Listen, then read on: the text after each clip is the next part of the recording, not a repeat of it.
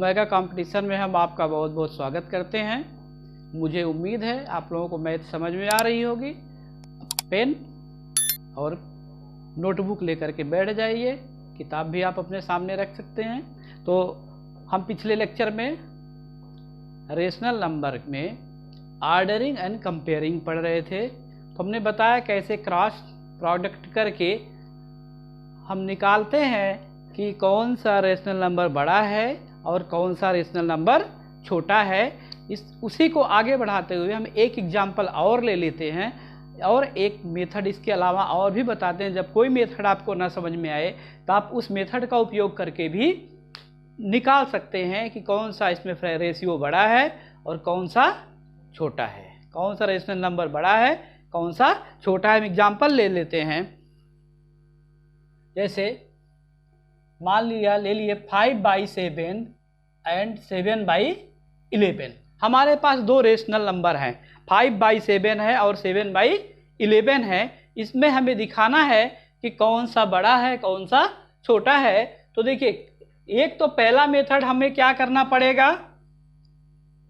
First method में देखिए दोनों को हमें बराबर करना पड़ेगा।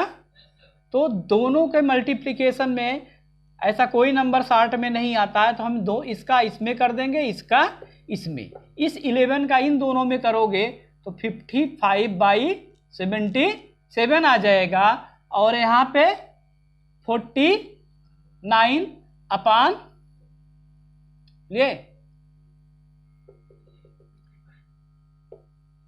77 आएगा कि नहीं आएगा।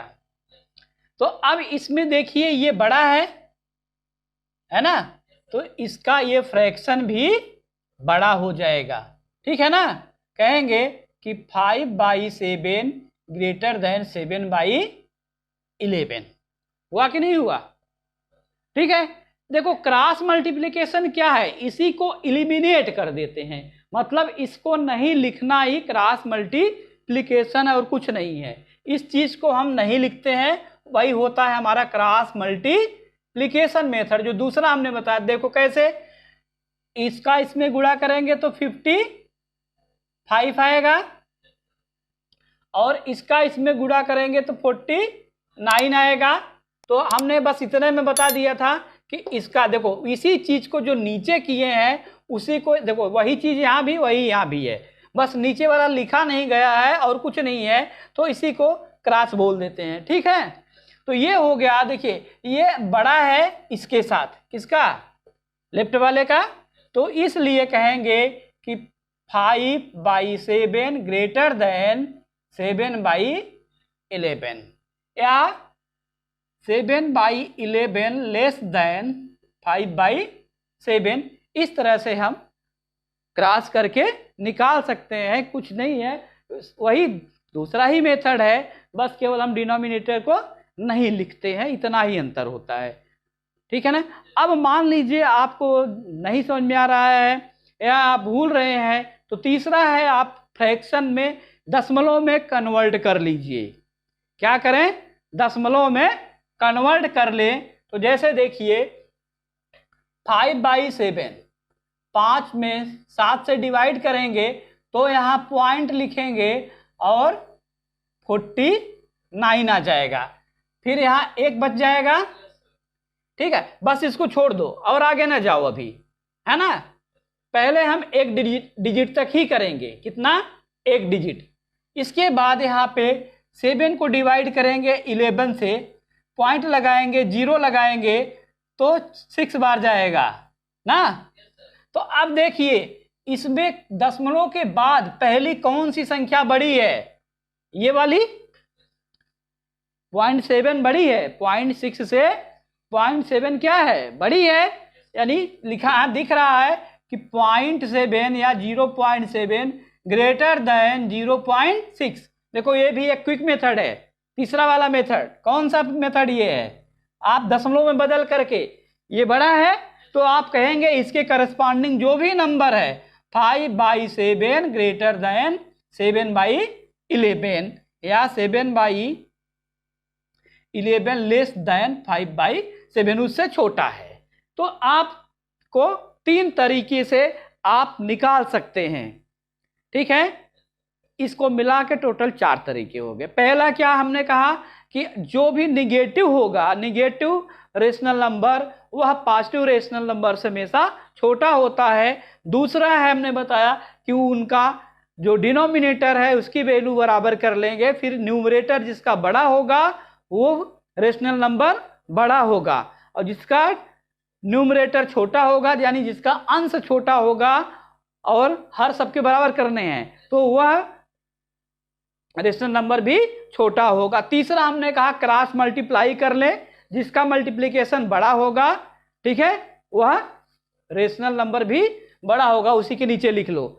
चौथा, ना समझ में आए तो आप दशमलव में कन्वर्ट कर लो, दशमलव में पहला डिजिट पहले मिला लो। अगर पहला डिजिट मैच कर जाता है, जैसे यहां भी 0.7 आ गया और यहां भी 0.7 आ गया, तो फिर एक डिजिट और आगे बढ़ जाओ। क्या करो, दो दशमलव के बाद 2 डिजिट ले लो, फिर देख लो पहले को छोड़ दो, दूसरा कौन किसका बड़ा आ रहा है किसका छोटा आ रहा है, तो जिसका बड़ा आएगा वो बड़ी, जिसका छोटा आएगा वो छोटी। तो इस तरह से हम रेशनल नंबर में कंपेयर करते हैं। ठीक है, तो अब हम अगला टॉपिक लेते हैं डिविजिबिलिटी। डिविजिबिलिटी पहले देखते हैं, फिर हम आपको प्राइम नंबर में आएंगे, उसके बाद हम प्रॉब्लम सॉल्व कराना आपको शुरू करेंगे। क्यों डिविजिबिलिटी से प्राइम नंबर रिलेटेड है, इसलिए पहले डिविजिबिलिटी पढ़ेंगे फिर प्राइम नंबर हम लोग पढ़ते हैं। डिविजिबिलिटी क्या है? डिविजिबिलिटी हमारा काम आसान करती है कि किसी भी नंबर को समझने में कि यह इस नंबर से डिवाइड हो जाएगा कि नहीं हो जाएगा, बहुत सारे जगहों पे हमारी मदद करती है, इसलिए हम डिविजिबिलिटी रूल पढ़ते हैं। जैसे कोई नंबर दे दिया जाए कि यह इस नंबर से डिवाइड होगा, पूरा का पूरा डिवाइड हो जाएगा या नहीं डिवाइड होगा। डिवाइड होने से का मतलब है कि कोई भी शेष ना बचे, रिमाइंडर 0 हो, रिमाइंडर 0 हो। जैसे देखो, अगर जैसे 12 ले लिया जाए और इसे 4 से डिवाइड कर दिया जाए तो यहां रिमाइंडर 0 आ गया, तो कहेंगे कि 12 4 से डिविजिबल है। ठीक है, आप 13 ले लीजिए और अगर 4 से डिवाइड करेंगे तो 1 रिमाइंडर बच जाएगा, एक शेष बच जाएगा। ठीक है ना, तो कहेंगे 13 4 से डिविजिबल नहीं है, 4 3 से डिवाइड 13 4 से डिवाइड नहीं होता है पूरा पूरा। तो यहाँ डिविजिबिलिटी से मतलब है कि कोई भी शेष नहीं बचे, वह संख्या पूरी की पूरी डिवाइड हो जाए। ठीक है, तो उसे कहते हैं डिविजिबिलिटी। यही चीज पढ़ेंगे अब हम कि किस कंडीशन में कोई नंबर किससे डिवाइड होता है। तो हम बहुत ज्यादा नंबर तो नहीं पढ़ेंगे, लेकिन शुरू के जितने हैं, ठीक है, कम से कम 1 से लेकर के 20 तक के प्राइम नंबर तो जरूर पढ़ लेंगे। तो इसमें देखिए, 1 से तो सारे नंबर डिवाइड होते हैं, एक ऐसा नंबर है जिससे सारे नंबर डिवाइड होते हैं। अब 2 से कौन कौन डिवाइड होता है? Divisibility rule. ठीक है, अब बाई 2, 2 से कौन डिवाइड होंगे? All even number. ठीक है, सभी इवन नंबर, यानी जिस नंबर के लास्ट में 2 4 6 8 और 0 आएगा, वो सारे नंबर चाहे जितना बड़ा हो वह 2 से डिवाइड हो जाएगा। ठीक है, 2 से डिवाइड होने का रूल क्या है कि यूनिट के प्लेस पे या 1 प्लेस पे,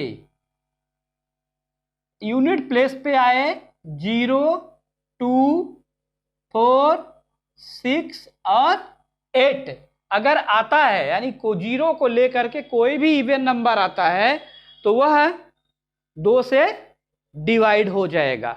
जैसे मान लीजिए 248 लेते हैं, 240 लेते हैं, 396 लेते हैं, तो देखिए यहाँ 0 आ रहा है ना, तो यह 2 से पूरा का पूरा डिवाइड हो जाएगा, कोई रिमाइंडर नहीं बचेगा। यह भी 2 से पूरा का पूरा डिवाइड हो जाएगा। करके आप देख सकते हैं।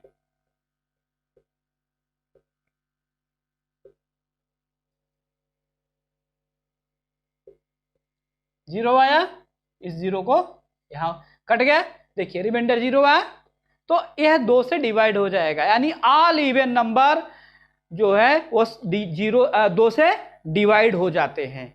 जिसमें 0 है वो भी इवन नंबर होता है, जैसे 10, 20, तो 30, 40 है, सभी क्या है, इवन नंबर है। इवन का मतलब आधा आधा बांटा जा सके, जिनको ठीक आधा आधा बांटा जा सके उसे इवन नंबर कहते हैं, और जिनको ठीक आधा आधा बांटने के बाद एक बच जाए, ठीक है, एक एक्स्ट्रा बच जाए, वो आड होता है, उनको ठीक आधा आधा नहीं बांटा जा सकता, दोनों में हमेशा अंतर आ जाएगा। क्या हो जाएगा, अंतर आ जाएगा।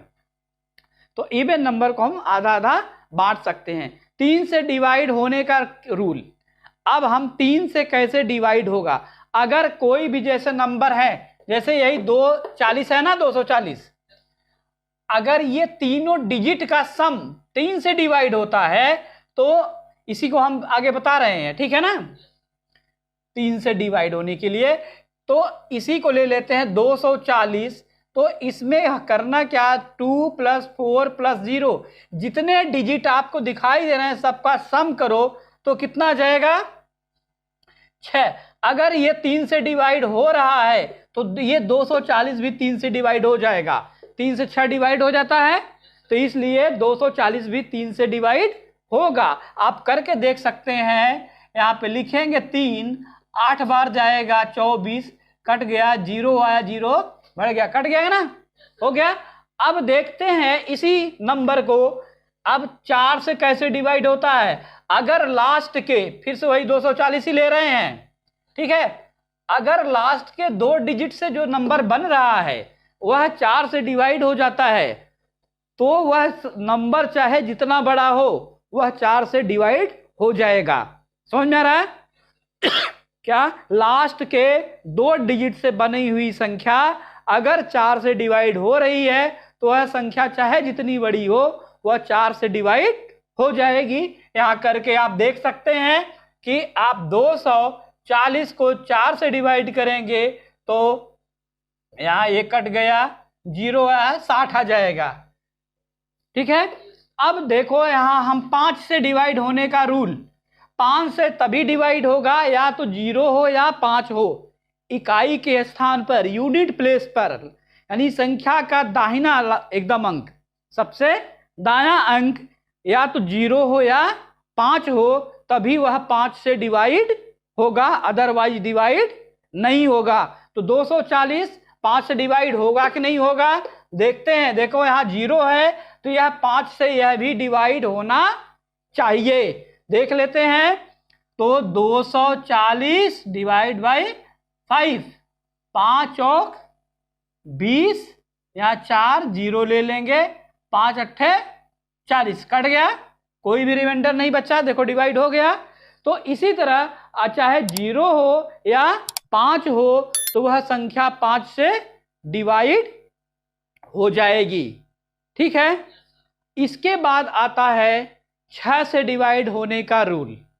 किससे डिवाइड होने का, कोई भी नंबर, ठीक है, जो है अगर उसके फैक्टर से डिवाइड, मतलब 6 का 2, देखो 2 गुणे 3, यह आप पढ़ चुके हैं, बराबर 6 होता है ना।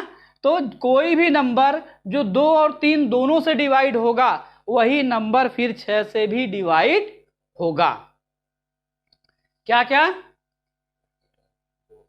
3 और 2 दोनों से जो डिवाइड हो जाएगा वही 6 से डिवाइड होगा, यानी ऑल इवन नंबर, सभी सम संख्याएं जो 3 से डिवाइड होती हैं वह 6 से भी डिवाइड हो जाएंगी, ठीक है। तो 240 6 से डिवाइड हो जाएगा, 240 भी 6 से डिवाइड हो जाएगा।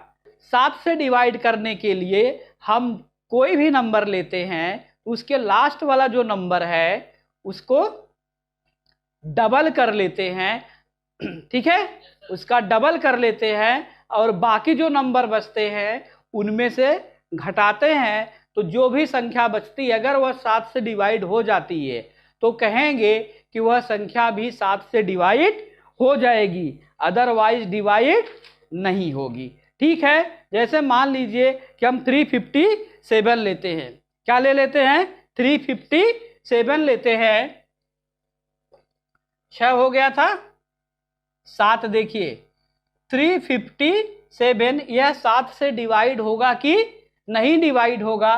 तो सबसे पहले आप 7 का, लास्ट में 7 है ना, 2 गुना लेंगे, आपका क्या आ जाएगा, 14 आ गया। कितना आया, 14 आ गया।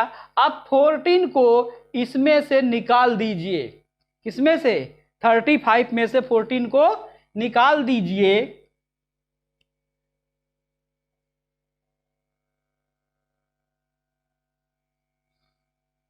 तो देखिए 21 आया, कितना आया, यह 7 से डिवाइड हो रहा है, तो इसलिए 357 भी 7 से डिवाइड हो जाएगा। जैसे करके यहां देखते हैं, 357 डिवाइडेड बाई 7, तो 35 कट जाएगा। ठीक है, अब यहां पे देखिए 35 आ गया, बचा 7, 7 को नीचे ले आएंगे। ठीक है, यहां पे 0 बढ़ाएंगे, ठीक है ना, हाँ 7 हो जाएगा, क्या हो जाएगा, कट जाएगा, कुछ नहीं बचेगा, है ना। तो यह 7 से क्या हो गया, डिवाइड हो गया। इसी प्रकार अब 8 से डिवाइड करने के लिए क्या करना होगा, जो आपने 4 में पढ़ा, 4 से हमने क्या पढ़ा, बोलिए, इसीलिए हमने एक ऐसा नंबर सेलेक्ट किया हुआ है। देखिए 8 से डिवाइड होने का रूल क्या है, 4 से आपने पढ़ा कि लास्ट के दोनों डिजिट 4 से डिवाइड होते हैं, तो वह संख्या भी 4 से डिवाइड हो जाएगी। इसी प्रकार मान लीजिए हम 240 ले लेते हैं और इसके पहले मान लो हमने 5 जोड़ दिया, 5214 है ना, 40, 5240 ले लिया। अब यह 8 से डिवाइड होगा कि नहीं, अगर ये तीनों संख्या, जहां 2 ले रहे थे वहां 3, लास्ट के 3 नंबर से जो संख्या बन रही है, अगर वह 8 से डिवाइड हो रही है, तो यह पूरी संख्या भी 8 से डिवाइड हो जाएगी। ठीक है, तो 240 8 से डिवाइड होता है, 240 जो है वो 8 से डिवाइड हो रहा है ना, 30 आ जाएगा। तो यानी यह 5240 भी 8 से डिवाइड हो जाएगा। ठीक है, अब आता है 9 से डिविजिबिलिटी, कि 9 से कौन सी संख्याएं डिवाइड होंगी। जो रूल 3 का है वही रूल 9 का है, यानी कि जब सभी संख्याओं का सम अगर 9 से डिवाइड हो जाए तो वह संख्या भी 9 से डिवाइड हो जाएगी। ये सब बहुत बार आप पढ़ चुके होंगे, ठीक है ना। 3 में जैसे सभी संख्याओं का अगर सम 3 से डिवाइड हो रहा है तो वह संख्या भी 3 से डिवाइड हो जाएगी। सेम वही 9 का है, अगर सभी संख्याओं का सम 3 से डिवाइड हो रहा है तो वह संख्या भी 9 से डिवाइड हो रहा है तो वह संख्या भी 9 से डिवाइड हो जाएगी। अब आया 10 से, तो जिसके भी लास्ट में 0 है, जिस किसी भी नंबर के लास्ट में 0 है, वह सब 10 से डिवाइड हो जाएंगी, सारी संख्याएं 10 से डिवाइड हो जाएंगी। ठीक है, इसके बाद आता है पहले 12 समझ लीजिए, किसका 12 किससे किससे डिवाइड हो जाएगा, ठीक है, 3 से हो जाए, 4 से हो जाए, 6 से हो जाए, तो उससे 12 भी डिवाइड हो जाएगा। उसके फैक्टर से अगर जो भी नंबर डिवाइड होंगे वो सभी संख्याएं डिवाइड हो जाएंगी। ठीक है, समझ में आया ना, वो सभी संख्याएं 12 से डिवाइड हो जाएंगी। 11 को देख लेते हैं कि 11 से कैसे डिवाइड होती हैं। ठीक है,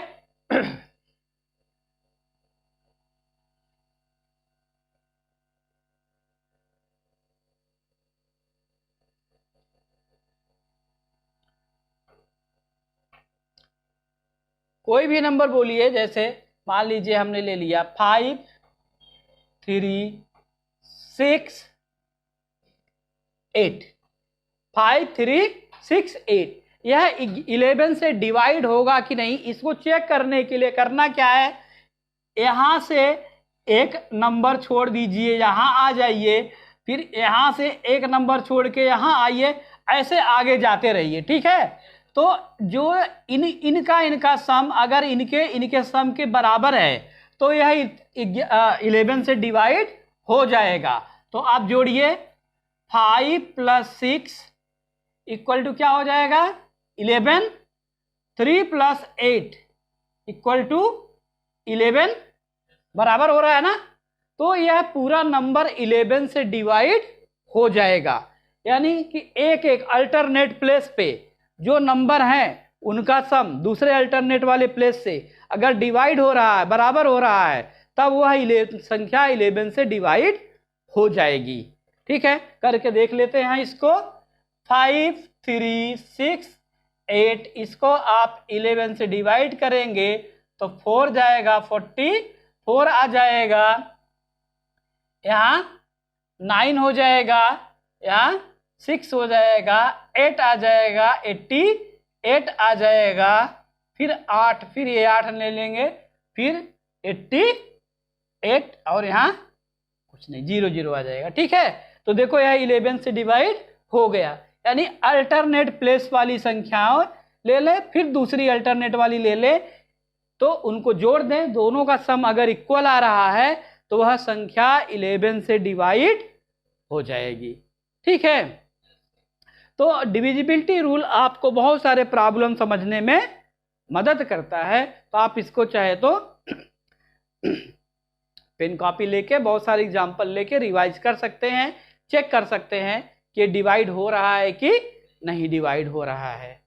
ठीक है, तो अगले लेक्चर में हम प्राइम नंबर को पढ़ेंगे। तो आज का लेक्चर यहीं पे ख़त्म करते हैं, तब तक के लिए धन्यवाद।